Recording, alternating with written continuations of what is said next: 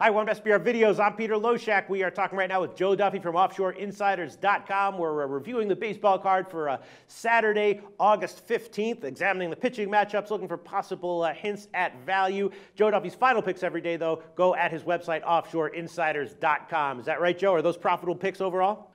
Most definitely, and really over just about any long term. Yes, occasionally we'll even have a losing month. It doesn't happen often, but if you're betting with us long term, there's a reason I have many clients who have been with me for quite a few years. And admittedly, some of them I still can't get to bet baseball as much as they love me in other sports. But baseball, we've been winning for a long time as well. So maybe you're like the John Lackey of handicapping, just a solid, reliable, profitable, excellent veteran who knows how the game works, knows how to get results. Is that accurate, Joe? Yeah, I guess. Okay.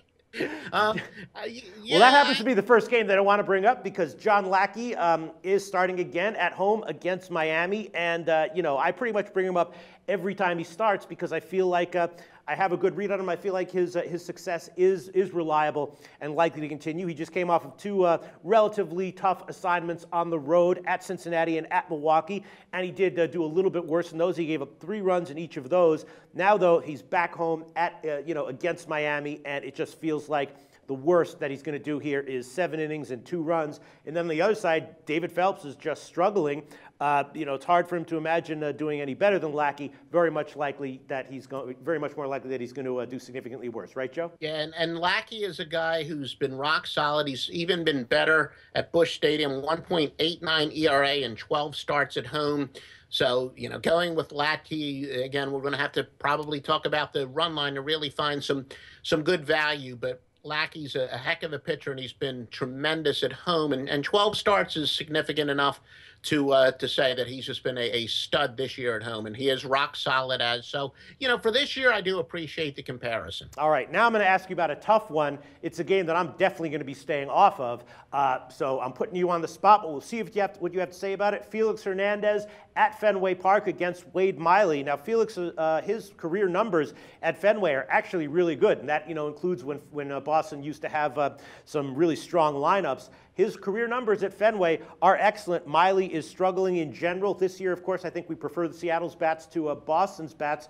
We have seen Felix Hernandez at times somewhat unexpectedly get lit up this year, but he's also been pretty reliable in general. His last start was very workmanlike for an ace. Just an excellent start, even though it wasn't lights out. What do you expect from Felix Hernandez here going in the daytime at Fenway? You're right, Felix. He's coming off a very good start. He pitched, 7 innings, gave up 2 runs, I think, something like that. And but entering that game, he was struggling. The fact that Felix has shown, a few chinks in the armor lately, and he's going to the road, I don't know if I'm really willing to back him here, and I would actually take a long look at getting some value and fading him, truthfully. Really? So you'd be leaning towards Boston, if anything? I would definitely look at some of the offensive numbers and take a closer look at Felix's road performance as of late. But as you've said, yeah, he has been less than Felix-like over the last few starts, although, admittedly, he's coming off a very good start. So you got a hell of a pitcher, future Hall of Famer, is coming off a great start.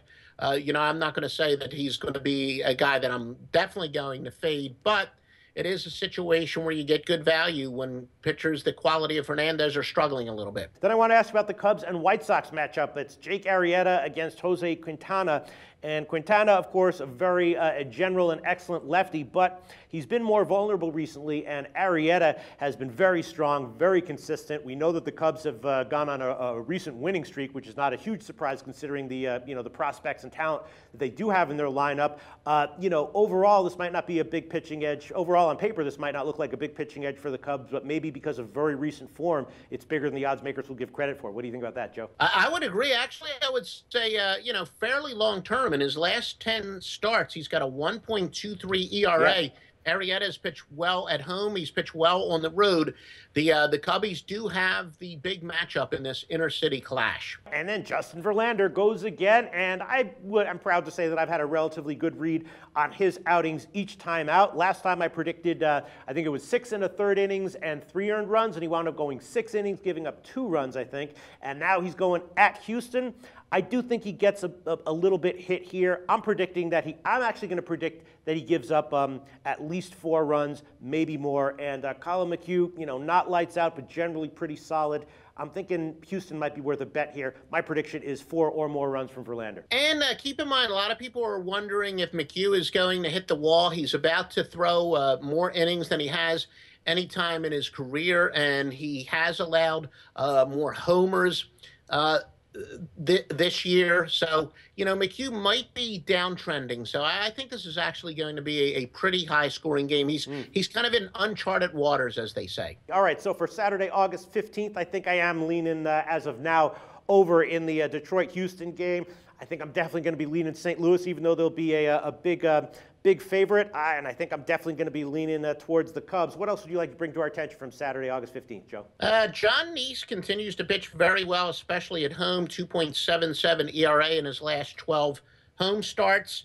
Colby Lewis, I know he's gotten some pretty good run support, but for Texas, he's got a 5.27 ERA in 11 starts at home. And, we talk about guys who have found the fountain of youth. As we said, I know that, Jared Weaver looked like he did earlier this year, so you don't want to completely jump on someone. Tim Lincecum, maybe the poster child, at least in recent years, for a guy who looks like he's turning the clock back. But Jacob Peavy, in 7 starts since coming off of the DL, 2.74 ERA. Yeah, and Gio Gonzalez has also been pitching particularly well for Washington, although he is off of a strong start where he threw a lot of pitches. But I kind of was looking at that one. I was thinking maybe the under, although it probably will get like a 6.5. I'm just not sure if those arms, Gonzalez off of the start that he's off of, and PV are strong enough to warrant an underplay at 6.5. But what do you think about that? Yeah, the 6.5, that's fairly low. And I think because, they have been pitching well as of late, but whether or not he can maintain it, that's another story altogether. I would hope for a total a little bit higher than that if you want the under. All right, Joe Duffy's final picks, of course, every day, offshoreinsiders.com. Thanks, Joe.